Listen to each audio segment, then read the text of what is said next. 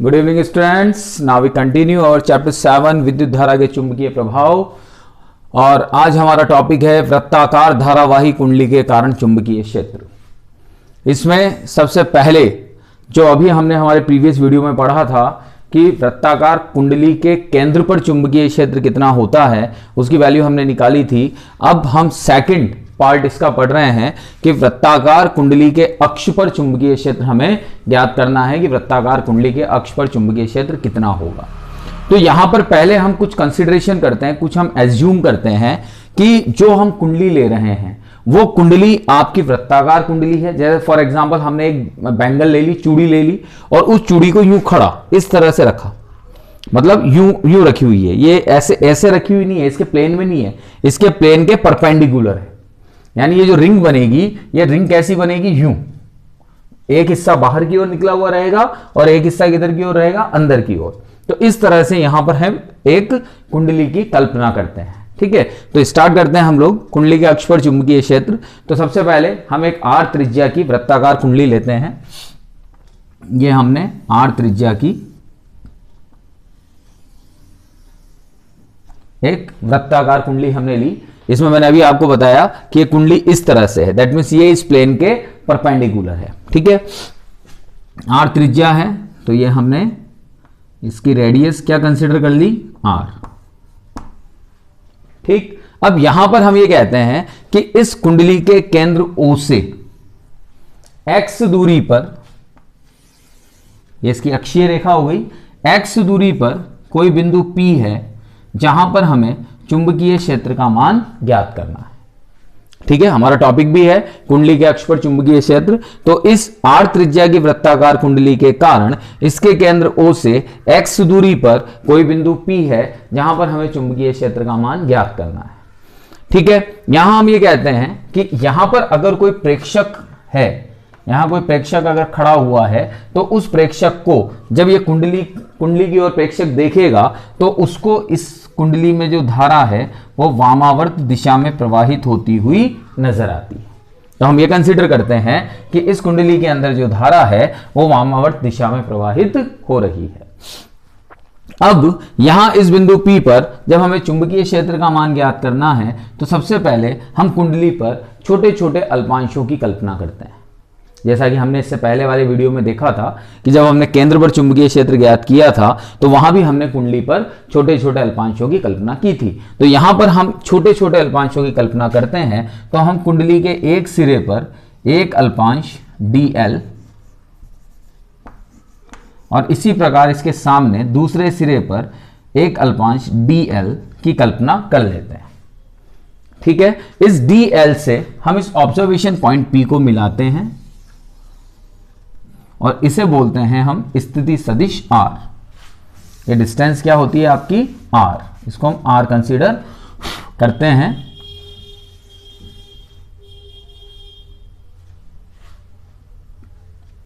ये डिस्टेंस है आपकी r। ठीक है, राइट एंगल ट्राइंगल बन रहा है, इसलिए इस r की वैल्यू क्या होती है यहां पर, under root r square plus x square. अब यहां हम बहुत अच्छी तरह से जानते हैं कि जब हम बायो सावर्त का नियम लेते हैं तो बायो सावर्त का जो नियम होता है उस बायो सावर्त के नियम को जब हम वेक्टर फॉर्म में लिखते हैं तो वेक्टर फॉर्म में dB equals to mu not upon 4 pi I dl cross r होता है। यानी इस चुंबकीय क्षेत्र की दिशा इस IDL और r से बने तल के लंबवत होती है। तो यहां पर I धारा प्रवाहित हो रही है इस अल्पांश में, तो ये IDL अल्पांश हो गया और ये दूरी कितनी है r। तो इस IDL और इस r का जो तल है, अच्छा अब यहां पर एक चीज और देख लें कि जो ये DL है, ये DL किस और है, ये इस डायरेक्शन में है। यानी ये DL किस डायरेक्शन में है, इस डायरेक्शन में।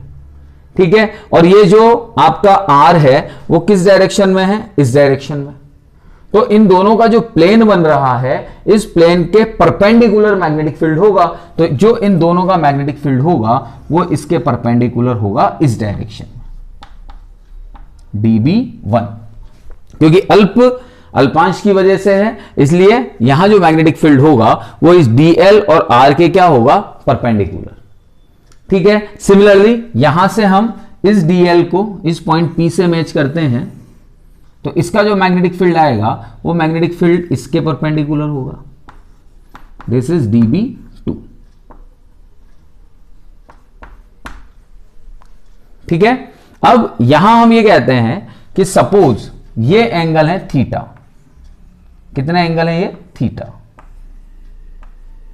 इस एंगल को हम कंसीडर करते हैं थीटा। तो अब यहां पर हमने क्या क्या एज्यूम कर लिया? हमने यहां पर माना कि हमारे पास में r त्रिज्या की एक वृत्ताकार कुंडली है जिसके केंद्र O से x दूरी पर कोई अक्षीय बिंदु P स्थित है जहां पर हमें चुंबकीय क्षेत्र का मान ज्ञात करना है, और इस हेतु हम वृत्ताकार कुंडली को छोटे छोटे अल्पांशों में विभक्त करते हैं। एक अल्पांश dl अपर साइड में, एक अल्पांश dl लोअर साइड में हम कंसिडर करते हैं। इस dl के कारण से इस बिंदु P पर जो चुंबकीय क्षेत्र होगा वो dl और r के बनने वाले प्लेन के परपेंडिकुलर होगा, और इसी तरह से इस dl और r के ये परपेंडिकुलर होगा। तो सबसे पहले हम बायो-सावर्त के नियम से इस dB1 और dB2 की वैल्यू फाइंड आउट करते हैं। तो यहां पर हम बायो-सावर्त का नियम लगाते हैं। तो बायो-सावर्त नियम से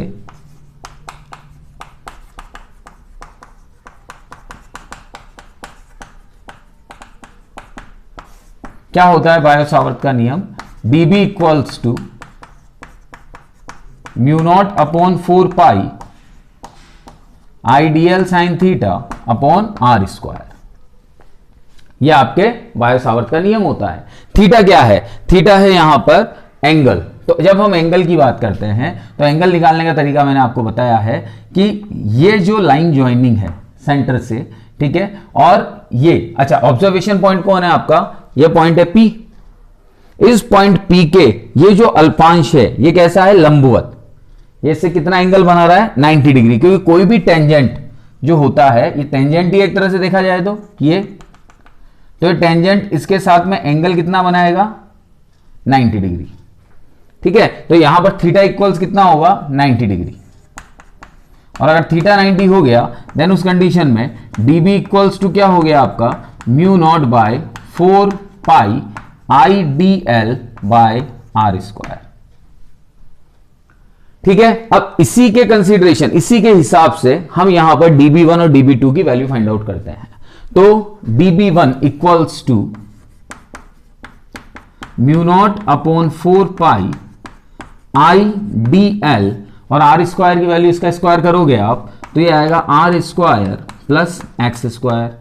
दिस इज इक्वेशन 1।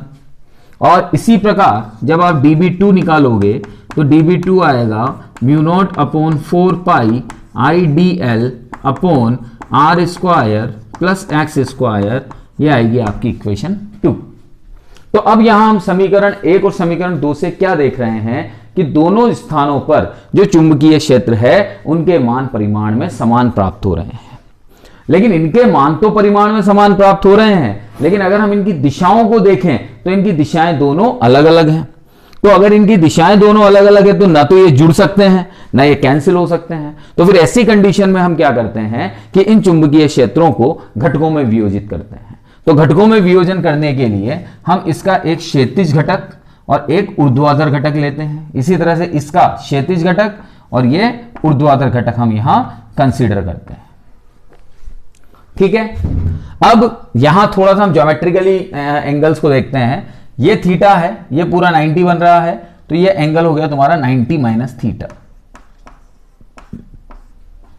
अब मैंने पहले ही बताया था कि DL और R के प्लेन के ये परपेंडिकुलर है, दैट मींस ये एंगल 90 है। ये एंगल अगर 90 है, ये वाला ये एंगल अगर 90 है तो ये 90 माइनस थीटा और ये 90, तो ये बचा हुआ एंगल कितना हो गया तुम्हारा? थीटा। सेम प्रोसेस इधर वर्क करेगा और ये वाला एंगल कितना हो जाएगा तुम्हारा? Theta.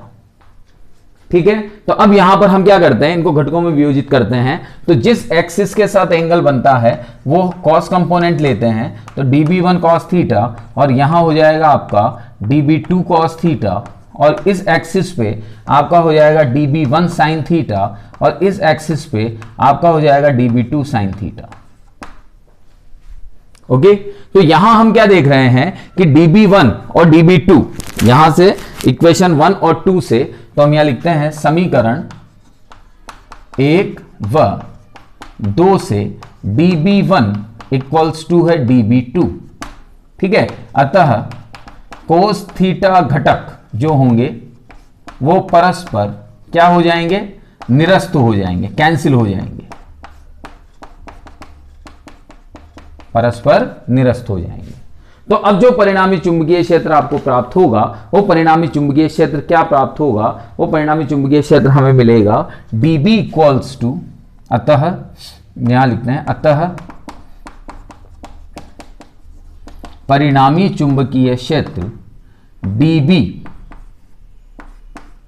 Equals to summation of dB sine theta.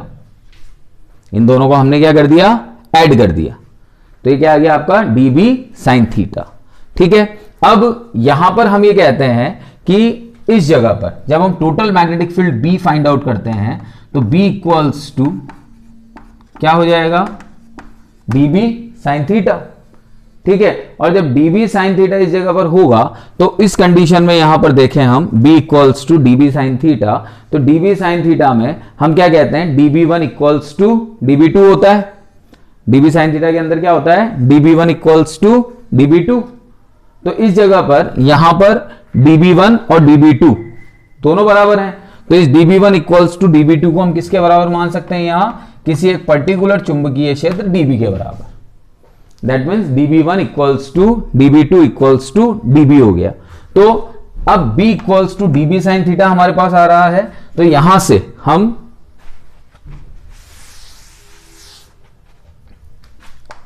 B equals to dB की वैल्यू फाइंड आउट करते हैं, तो mu not upon 4 pi I dl upon r square plus x square sine theta. ठीक है, mu not upon 4 pi I dl upon r square plus x square sine theta. ये हमने dB की value रख दी, Y, क्योंकि dB1 equals to dB2 equals to हमारे पास में dB है। अब जब हम इसे सॉल्व आउट करते हैं और तो यहां पे सबसे पहले हम साइन थीटा की वैल्यू इवेल्युएट करते हैं इस ट्राइंगल से। तो इस ट्राइंगल से जब हम साइन थीटा का मान यहां निकालते हैं तो sine theta equals to perpendicular upon hypotenuse. ठीक है, और इसकी वैल्यू को उठाकर हम यहां पुट कर देते हैं, तो B इक्वल्स टू हमारी वैल्यू क्या निकल के आती है यहां से, B इक्वल्स टू हो गया आपका म्यू नॉट अपॉन 4 पाई, जो वैल्यू यहां से आती है हमारी वो है आपकी B equals to mu not upon 4 pi I sine theta की वैल्यू पुट की हमने R, और नीचे क्या है R square plus x square, और ये रूट को हम ऐसे लिख सकते हैं R square plus x square half, और साथ में क्या चल रहा है आपका DL। ठीक है, तो अब यहां जब हम इसे और ज्यादा सॉल्व करते हैं तो इसके ऊपर पावर 1 है और इस पर पावर हाफ है, बेस सेम है तो पावर ऐड हो जाती है, तो देन उस कंडीशन में mu not upon 4 pi I R upon R square plus x square की पावर 3/2। ठीक है, इसको जब हम और सॉल्व करते हैं तो इस कंडीशन में अंदर क्या बच रहा है, यहां पर दिस इज DL, अंदर क्या बच रहा है यहां DL। ओके, तो अब DL की वैल्यू क्या होगी, DL की वैल्यू होगी इस पूरी सरकमफ्रेंस के इक्वल। DL की जो वैल्यू आएगी वो क्या आएगी, इस पूरी सरकमफ्रेंस, इस पूरी परिधि के बराबर। तो जब हम यहां वैल्यू पुट करते हैं तो B equals to mu not I R upon 4 pi R square plus x square power 3/2 2 pi R। ठीक है, अब यहां जब हम इसे और सॉल्व करें तो 2 पाई से 4 पाई 2 टाइम कैंसिल हो गया, तो ये हो गया तुम्हारा mu not I R square upon 2 R square plus x square power 3/2। ठीक है, तो ये आपकी क्या आ गई, मैग्नेटिक फील्ड आ गया। हम कह रहे हैं कि अगर इस कुंडली के अंदर भी n फेरे हों, कितने फेरे हों, n, इस तरह से n फेरे हों, तो यदि कुंडली में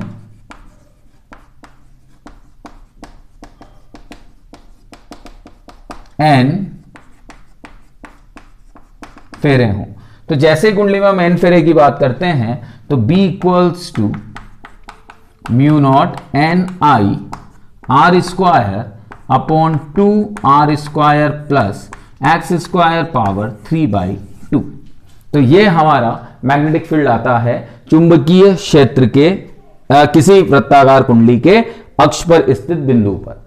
अब यहां अगर हम डायरेक्शन की बात करते हैं तो डायरेक्शन अगर हमें इस पॉइंट P पर कंसीडर करना है तो इस पॉइंट P पर कंसीडर करने के लिए हम यहां पर देखते हैं कि इस रेखा के साथ में जैसे ये करंट फ्लो हो रहा है आपका इस तरह से, तो आप इस रेखा के साथ में जो एंगल बनाएंगे दिस वन, ये ठीक है, तो ये एंगल तो आपका 90 बन गया। यहां परिणामी चुंबकीय क्षेत्र किस दिशा में है?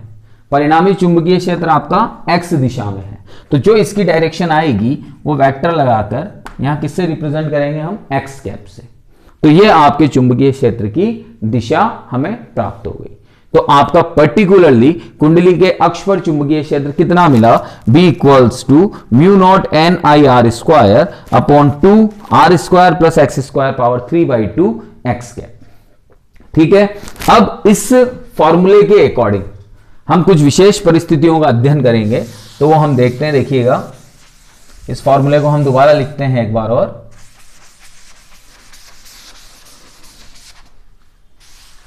तो हमारा जो मैग्नेटिक फील्ड आया वो मैग्नेटिक फील्ड क्या था? B equals to μ0 NIr² upon 2r² plus x² power 3/2।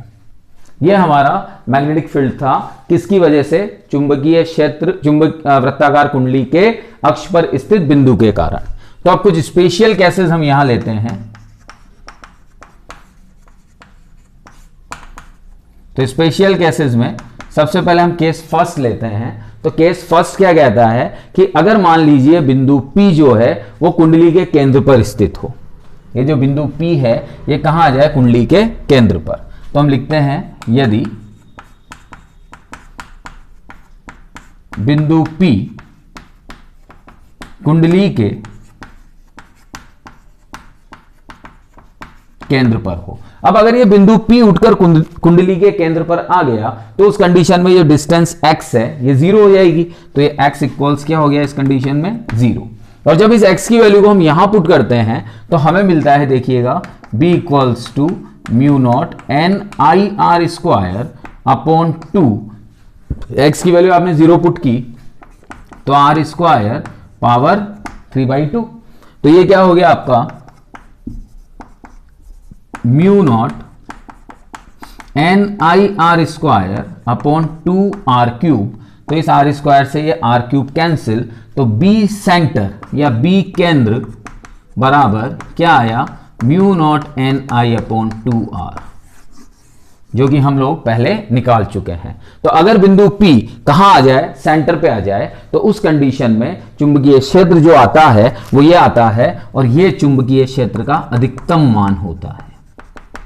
किसका अधिकतम मान होता है? ये चुंबकीय क्षेत्र का अधिकतम, क्योंकि ऑब्जर्वेशन पॉइंट प्रेक्षण बिंदु जैसे जैसे कुंडली के पास आता जाएगा वैसे वैसे चुंबकीय क्षेत्र की तीव्रता बढ़ती हुई चली जाएगी। ठीक है, अब हम यहां पर ये कहते हैं कि अगर मान लीजिए केस सेकंड हम लेते हैं कि यदि जो बिंदु है वो त्रिज्या r की तुलना में बहुत अधिक दूरी पर हो, यानी ये जो बिंदु P है इसकी जो O से डिस्टेंस x है वो इस रेडियस की तुलना में बहुत अधिक हो, यानी x is very very greater than r। तो अगर x is very very greater than r होगा तो उस कंडीशन में क्या होगा कि यहां पर जो समीकरण इसमें जो r है वो x के कंपैरिजन में क्या हो जाएगा? नेग्लिजिबल। ठीक है, तो इस समीकरण में जब हम x की तुलना r से, आप ऊपर वाले r को नेग्लिजिबल नहीं कर सकते। उसका रीजन ये है कि जब तक कोई पद में r और x दोनों प्रेजेंट नहीं है तब तक आप उनका कंपैरिजन नहीं कर सकते। तो अगर हम यहां पर कह रहे हैं कि x बहुत बड़ा है r से, तो उस कंडीशन में हम r को क्या मान लेते हैं? नगण्य।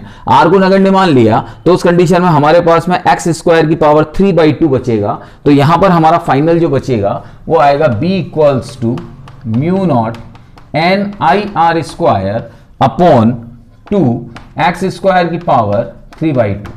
और जब हम इसे सॉल्व करते हैं तो हमें मिलता है μ0 NIr² अपॉन 2x³। यह हमारा केस सेकंड यहां से निकल के आता है। ठीक है, अब हम आते हैं केस थर्ड पे।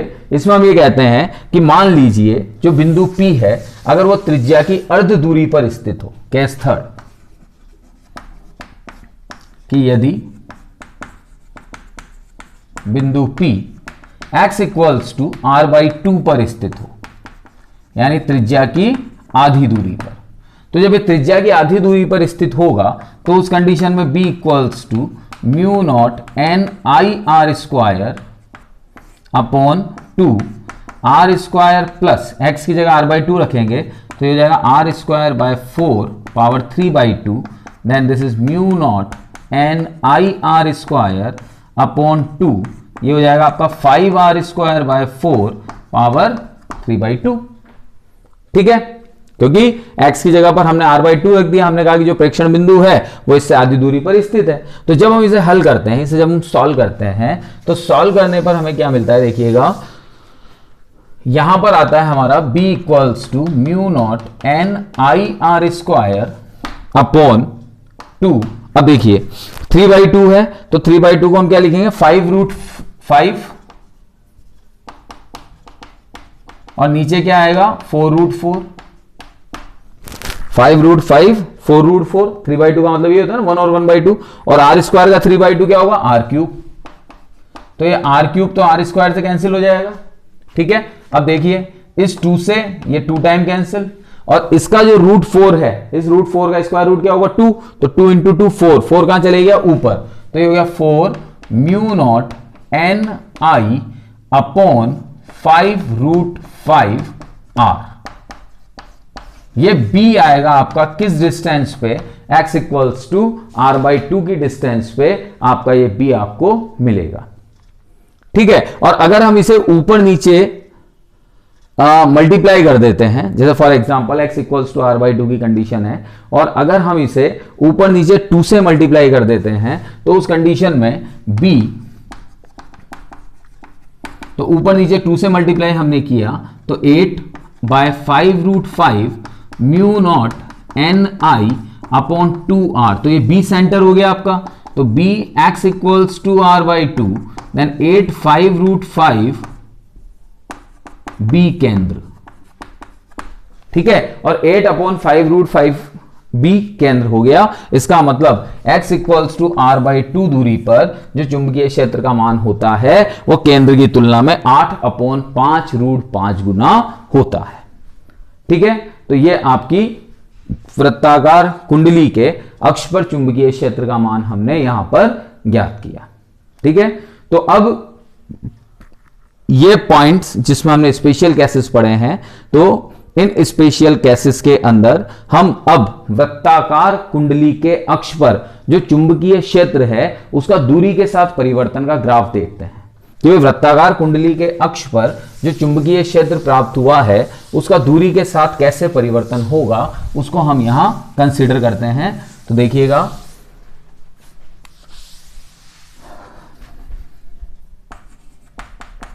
वृत्ताकार कुंडली के अक्ष पर चुंबकीय क्षेत्र तथा दूरी का परिवर्तन, इसे हम यहां कंसीडर करते हैं। ठीक है, तो यहां पर हम सबसे पहले ग्राफ प्लॉट करते हैं। तो ग्राफ में मैंने आपको बताया है कि जो सेंटर होता है उस सेंटर पे जो मैग्नेटिक फील्ड होता है वो मैक्सिमम होता है। सेंटर पे क्या होता है, मैग्नेटिक फील्ड मैक्सिमम। और अभी हमने देखा कि x इक्वल्स टू r/2 दूरी पर जो मैग्नेटिक फील्ड है वो आपके b केंद्र का कितना 8/5√5 आ रहा है।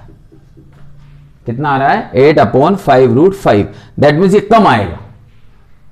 5√5 को जब आप सॉल्व करेंगे तो ये लगभग आपके 15 पॉइंट समथिंग आएगा। तो 15 पॉइंट समथिंग का भाग जब आप 8 में देंगे तो ये लेस देन 1 आएगा। दैट मीन्स बी की वैल्यू डिक्रीज होगी। तो हम ये कहते हैं कि जैसे जैसे दूरी को बढ़ाया जाता है या घटाया जाता है तो उस कंडीशन में चुंबकीय क्षेत्र का मान क्या होता है, कम होता है। या तो आप सेंटर से दूरी को प्लस एक्स डायरेक्शन में ले जाओ या सेंटर से दूरी को आप माइनस एक्स डायरेक्शन में ले जाओ, तो उस कंडीशन में जो आपका मैग्नेटिक फील्ड होगा वो मैग्नेटिक फील्ड डिक्रीज होगा। और डिक्रीज होगा तो किस तरह से डिक्रीज होगा, तो कुछ इस तरह से, यहां ये मैक्सिमम आएगा, उसके बाद यहां से वापस डिक्रीज हो जाएगा। ठीक है, और 2 पॉइंट आपको ऐसे मिलेंगे यहां पे, ये जैसे हम यहां देख रहे हैं, इस जगह पे थोड़ा सा ध्यान देंगे हम। यहां तक अगर आप देखते हैं तो ये x equals to minus r by two है और यहां x equals to plus r by two है। तो यहां तक जो परिवर्तन है वो रेखीय परिवर्तन है, यानी जो ग्राफ आ रहा है एकदम डिक्रीज फॉर्मेट में आ रहा है। लेकिन इसके बाद ये अपनी रेखीयता को खो देता है, लीनियरिटी को खो देता है, यहां से बैंड हो जाता है। तो ऐसे परिवर्तन जहां से, या ऐसे बिंदु जहां से वक्र अपनी वक्रता को खो देता है, अपनी लीनियरिटी को खो देता है, उसे हम नति परिवर्तन बिंदु कहते हैं। और नति परिवर्तन बिंदु हमें कहां प्राप्त होते हैं, x equals to plus minus r by two पर। तो यानी हम ये कह सकते हैं कि वह बिंदु जहां वक्र अपनी वक्रता को समाप्त कर देता है उसे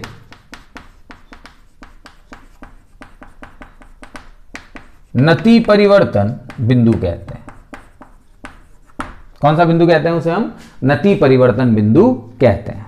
ठीक है, तो अब यहां पर ये ग्राफ से हम क्लियर कर सकते हैं कि चुंबकीय क्षेत्र का मान सेंटर पे तो मैक्सिमम होता है और जैसे जैसे आप सेंटर से दूर जाते जाएंगे वैसे वैसे चुंबकीय क्षेत्र का मान डिक्रीज होता जाएगा।